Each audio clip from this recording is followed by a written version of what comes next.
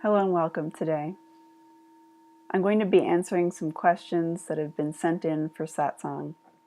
I did address some of these recently in a satsang in Boulder, but the video recording had too many glitches to post. So today is a re-recording of some of those questions and answers. Before I begin, I would like to include a short story I wrote about an experience I had yesterday. This short story is called The Coyote. Today, as I was driving home, the traffic on the road came to an abrupt halt. It was unexpected to stop so suddenly on that road, which is a high-speed, 4-lane throughway that runs through farms and fields. But soon the reason for our stopping became clear. Even as I sat several cars behind the scene, I could see a small animal in the road. It looked like a small dog, dragging its body across the pavement by its front 2 legs. But upon closer observation, it was a young coyote, whose back legs were hanging limp behind him. Sitting there in my car, stunned and saddened at what I was seeing, I felt both a deep sadness and also an overwhelming love welling up inside of me, and I could not leave him alone at the scene. I knew already as I jumped from my car and left it running by the side of the road that the coyote might not survive that day. But I was moved by something much deeper than survival. This was a living being, an innocent suffering, and I could not watch him struggle, alone on the pavement in his final moments. He was young, but in his struggles he had become quite tired. As I caught up to him, he rested his head in his paws, lying there in the middle of both lanes of oncoming traffic. Standing over him protectively as cars whizzed around us, I found I was not alone in my compassion. I was quickly joined by several other people in the road, and we created a human barricade, directing traffic as we called for 911. A woman brought him a blanket and used it to move him out of the middle of the road. He was mild-mannered throughout his ordeal. Cradling him within his blanket, the young woman held him gently for a long time as we waited for animal control.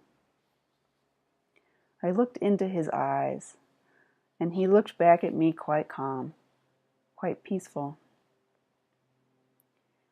He was not a wild animal anymore. He could sense the love and the care around him, and in his eyes was radiant intelligence and wisdom. There was no more fear for him, and also no more urge for basic animal instinct. His weakened body was still a coyote, but in these moments he had Ramana Maharshi's all-encompassing eyes. We did not know that he had already suffered severe internal bleeding and that he would pass away quietly within that hour.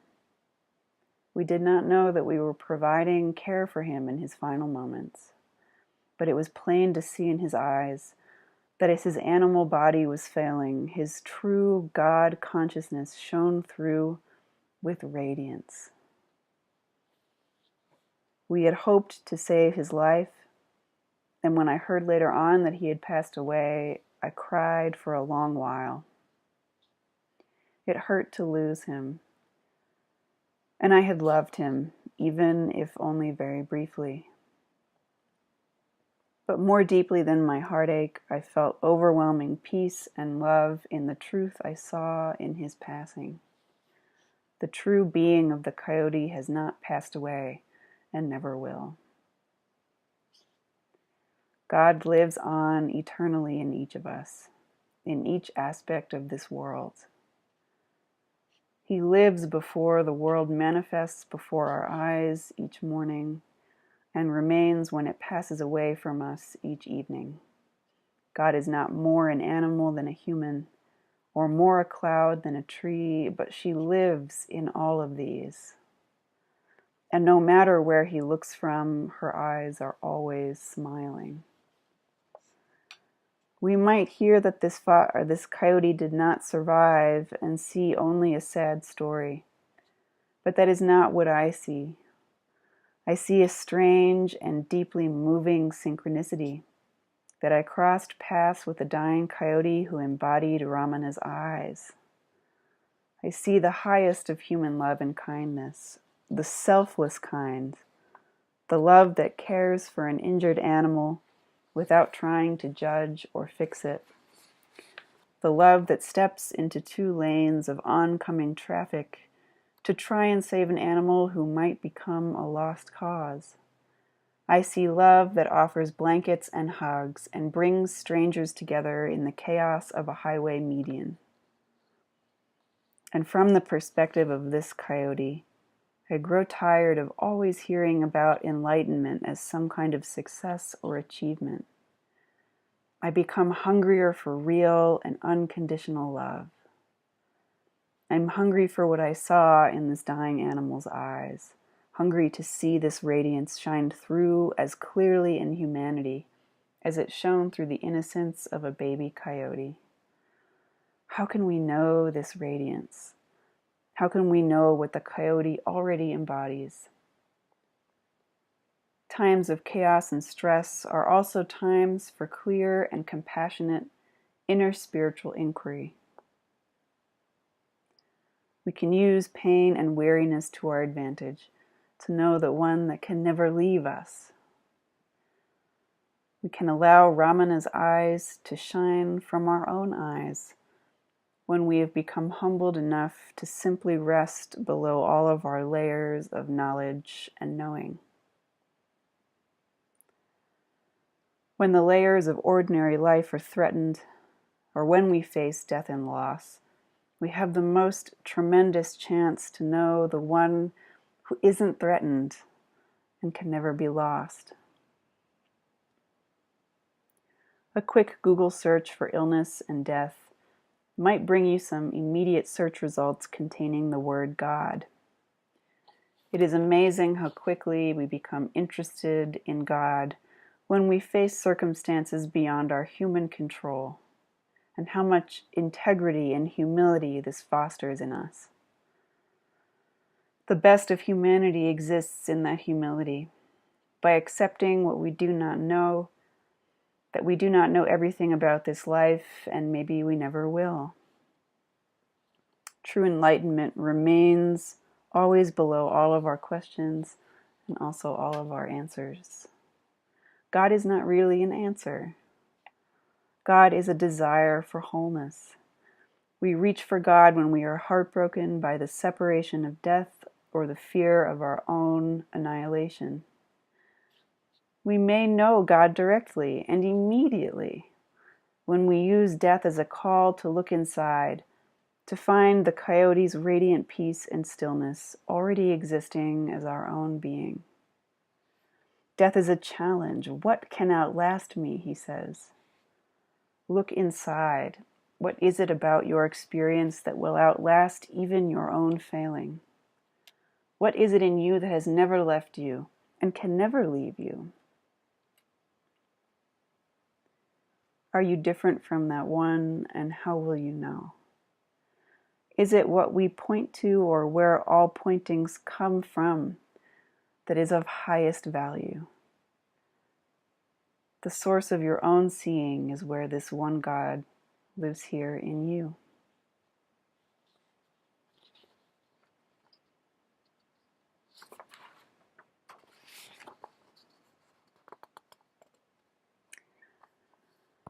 This is a response sent in by email. I really resonate with what you were saying, and I have had a glimpse in my pain of the directness of which you speak, direct experience. I was forced to see this actually as, like you said, there is no time. We don't have time for anything else. and I feel the space more and more between myself and the pain, space that allows for some freedom. I think you mentioned the word detangled. That is such a great word.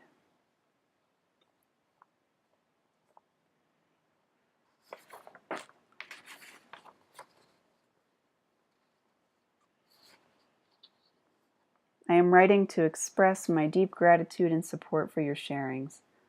To be honest, I'd usually be much more in depth about all the ways that your offerings have inspired, empowered, and touched my heart. Yet today I am overcome with feelings of overwhelming weariness, self-consciousness, grief, and rawness. I feel all but sapped of the vitality to even type coherently, which may be a sign that the energy it requires to continue to invest belief and loyalty in this charade of the person is becoming unbearable and collapsing. Like a tower built too tall and too clumsy to remain intact, so far from the layers of strength in its unshakable foundation. I wonder what your level of availability is at this time for intimate sharings on Skype.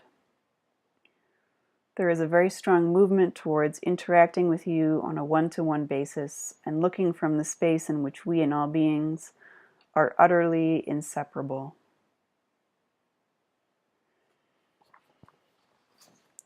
How wonderful. Thank you so much for sharing.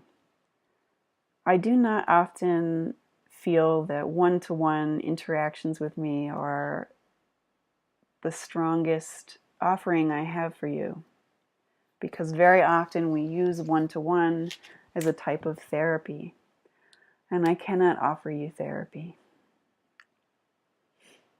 These direct pointings are the end of therapy. They are deeper than comfort. And often when we come to a one-to-one session, we feel that there will be some comfort in speaking more and more about our personal story. But the more we speak about our personal story sometimes, the further we come from our own directness. So it is very rare that I offer a one-to-one session. After this experience I had with this dying coyote, however, I feel moved to say that if you are experiencing a terminal or very acute circumstance, please reach out to me privately by email, and we may be able to have a one-to-one session together. More deeply, it is my ongoing intention to offer an environment where we may meet in person.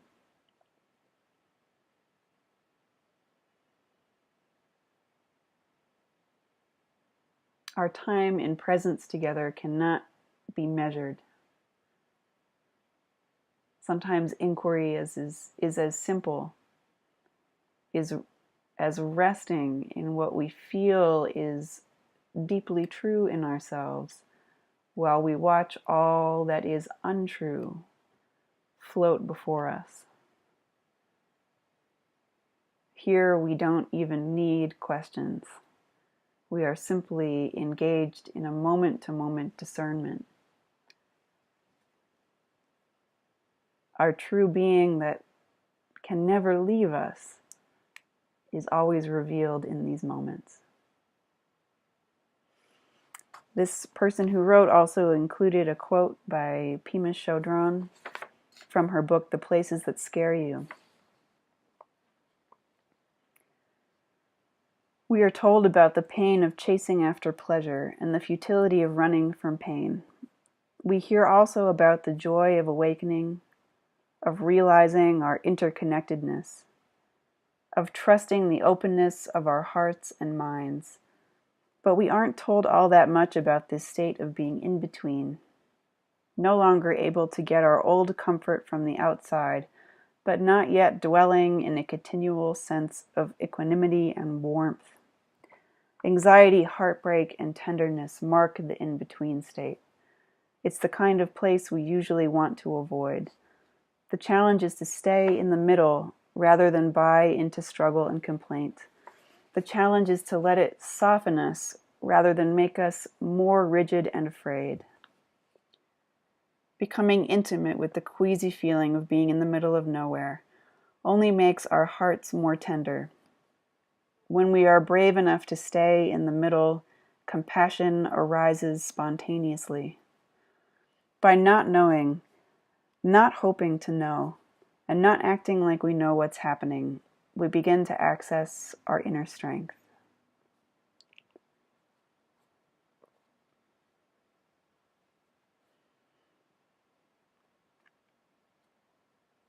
I saw you yesterday on Batgap talking about the subject I can relate to, having been diagnosed with cancer. My life was a nightmare till then as well, and also any attempt of disassociating with the I story brought no results. I feel tortured and helpless. I hope we can talk somehow.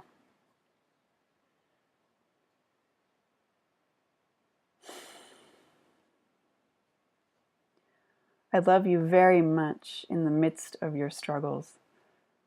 And like I mentioned, if your circumstances are very acute or even terminal, please reach out to me and we can see if a private session may be of value to you.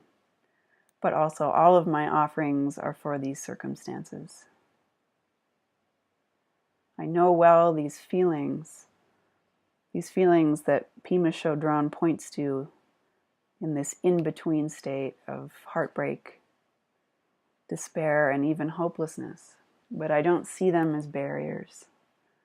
I don't see them as roadblocks, and I don't see them as disturbing. I see them as tools. Like Pema Chodron says, like tools that help soften us. In my own circumstances, they became tools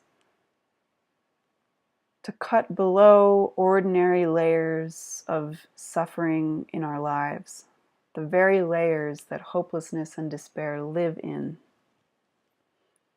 can be seen through.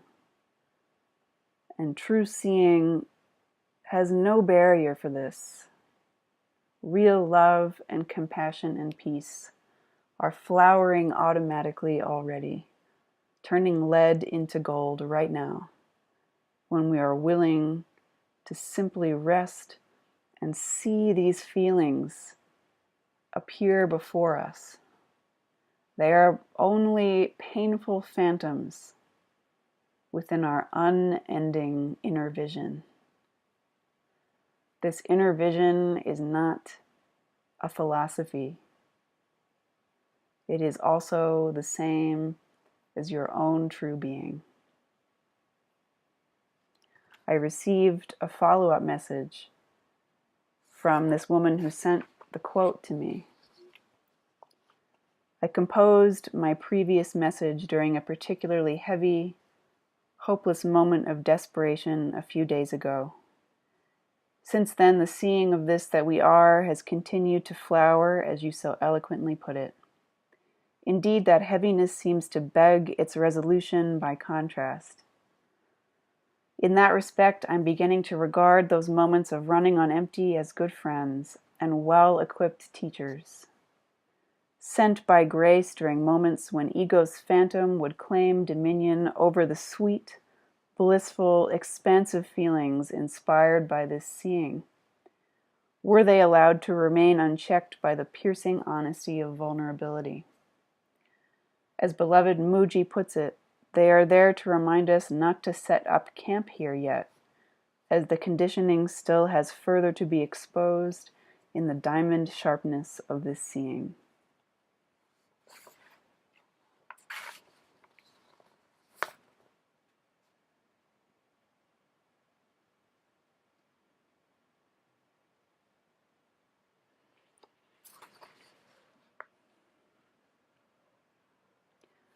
When contemplating your awakening, which is very inspiring for my own inquiry, 2 questions came up. The first is that I did not hear much about your practice previous to your deep awakening through that pain. I ask this because I feel there must have been a thorough understanding of absolute awareness in order to surrender to it. Is that so?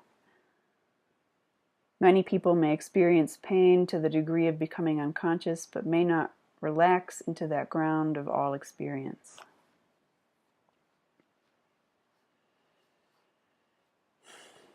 The strange thing is that we feel we may understand absolute awareness, and yet this has not yet flowered in our life. The understanding is not the same and is actually not even necessary. It is entirely possible to spontaneously drop into being and have never understood anything in spirituality.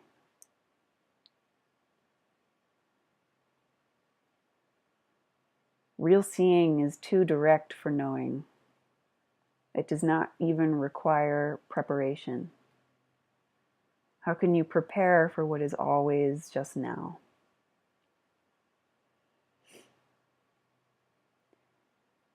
In the book I've written, I share very openly and honestly about my life experiences. And yes, there were some experiences that have nothing to do with chronic pain. But I fell ill when I was 20 years old. So indeed, much of my life and experience has been informed by pain. Yes, there was some idea of spirituality. There was seeking, which I also write about in my book. Like a web of concepts I had created to help deal with the pain. But I also say that I couldn't deal with the pain, actually. It served a much deeper purpose. Pain is like an eraser. And any web of concepts, any understanding I had, actually failed. It actually just disintegrated into momentary seeing. A momentary seeing that is also eternal. Always seeing in this moment where there is no time that also never ends. Who can understand these words? None of these words are designed for understanding. They are designed to explode understanding so we may rest again without the need for any question or any answer.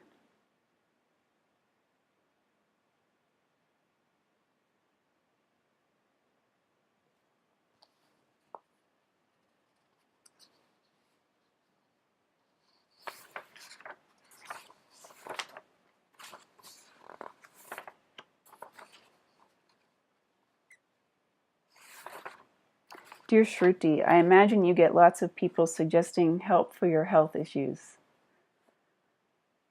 I'm wondering if you've looked into the Master Fast system, which has helped many and is a New York Times bestseller. Love to you and thank you for your book. I do indeed receive many suggestions for healing. But I'm quite honest when I say my primary interest is not really in healing anymore. I trust that as healing continues, the best circumstances for that healing will become clear to me as a result, first, of my own inquiry. This is why I do not offer medical advice or therapy, and do not claim to be able to fix either your health or emotional problems. I just do not see them that way. The same way I do not see sadness in the death of this young coyote. My whole attention, my whole being is fixated within, on the source of all of living, on the source of seeing in each moment. And so it is also everything that I see. In this dying coyote, I do not see the death of form. I see the ongoing radiance of God in his eyes. I see this also in those I work with. I see it in those who are not interested. I see it in the trees, in the clouds, in the sun, in the timing of our circumstances in daily movement, in happiness and sadness, because this one is never changing. It is the constant that is the freedom amidst the change that threatens to disrupt our peace. But if our peace is placed only on what is transient, even our own human expression is transient. Wonderful, beautiful, and transient. And I am interested in what is not transient, because this is what was revealed to me as a result of my experiences of great pain. This is what allows acceptance of great pain and transcendence of the heart of darkness. To find what cannot leave you. To look out and see only one that is always unharmed, always smiling, always well, always present in you, always present around, never disrupted by even the most extreme of circumstances.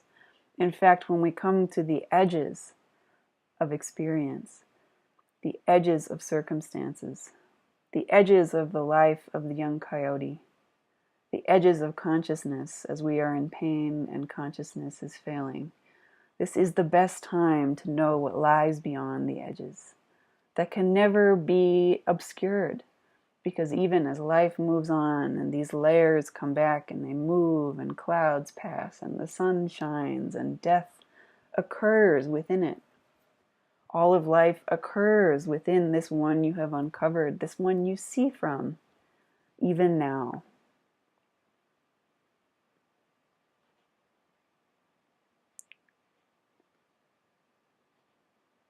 How kind that people feel to offer me different forms of healing. And yet, from my perspective, I see these as still very secondary. Who is to say that healing is always good or bad? There have been times, indeed, where I have tried some treatments that work very well for other people, like fasting. But the last time I fasted on only juice for a week, I became so ill that it took 6 more months to recover a baseline of health. And it seems very healthy, but for me, at that time, it must not have been. And had I listened to my inner guidance, I would not have done that fast at that time.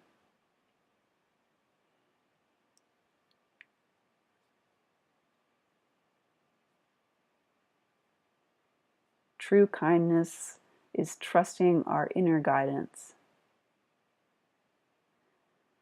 And the strength to trust that inner guidance comes from this willingness to meet all of our circumstances within our inquiry. There is never a time that is not a good time for inquiry.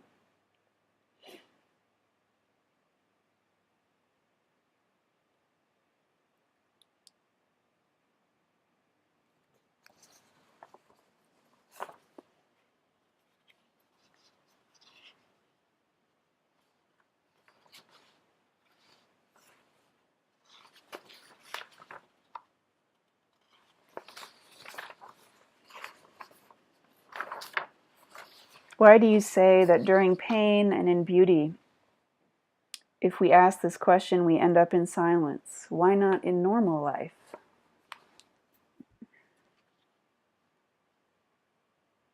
I wonder what normal life is, because for me, normal life often includes great pain and great beauty. For me, normal life is managing chronic pain on a daily basis. It is sometimes needing to apply for disability. It is driving down the road and seeing a wounded coyote.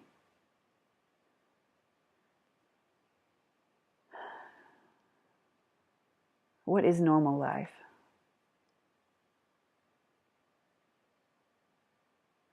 Each moment is normal life. This same silence that we may find when we inquire within ourselves into the source of our seeing is an all-pervading, all-encompassing, always existing silence, but also contains the energy of all of life, the energy of everything.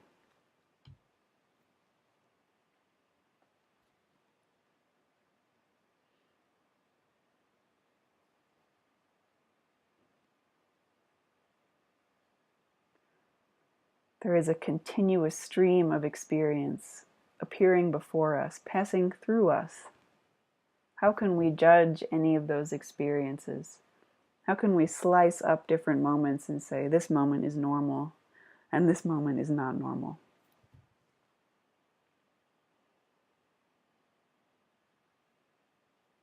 Why so concerned with the flow of experience? Why not continue to place attention on where we see those experiences from? Will this one ever change in you? What can you describe to me about this one you always see from? What do you look like there? What feelings or thoughts define you there when first you are here to see all of those? Anything you are seeing before you, anything that appears or fails before you. This change, why are we still so interested in the change where we hook our happiness into? It will change, and so our happiness will change if that is all there is. Unconditional love and unconditional happiness have no end. They do not end when form fails. First, you must find how you are always here, first, to see everything that comes second. Thank you so much for our time together today. If you'd like to continue to receive updates, you can subscribe to the channel or the email list. There are both in-person and webcast satsangs. As I also mentioned in this video, rarely do I offer one-on-one sessions.